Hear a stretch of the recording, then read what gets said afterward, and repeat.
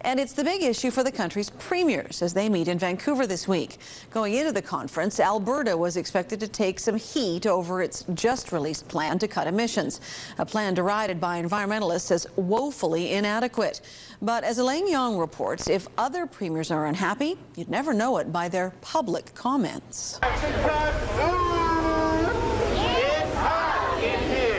The tar sands of Alberta may be hundreds of kilometers away from Vancouver's waterfront, but today it was the focus of environmentalists who gathered to criticize Alberta's government for dragging its feet on climate change. If we keep burning fossil fuels, our atmosphere will bake. Inside, provincial leaders played nice. Though many have not been happy with what Ed Stelmach has been doing or isn't doing, they put on a united front.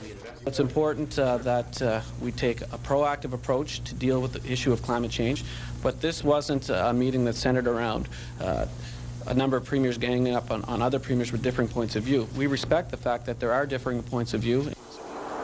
But BC's next-door neighbour seems to have a significantly different point of view.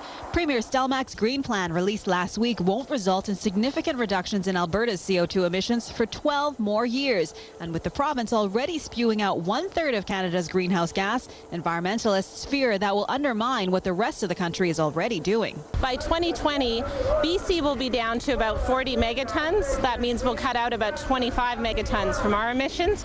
Alberta's emissions in that same time period will increase by about 140 megatons. Despite calls for a more unified green plan with similar targets in every province, Stelmach would not back down. He insists the oil and gas his province produces drives the economic engine of the entire country. So if we were to race everyone and immediately reduce greenhouse gas emissions, that would mean a total shutdown of the oil sands. That's about 1.25 million barrels a day of oil.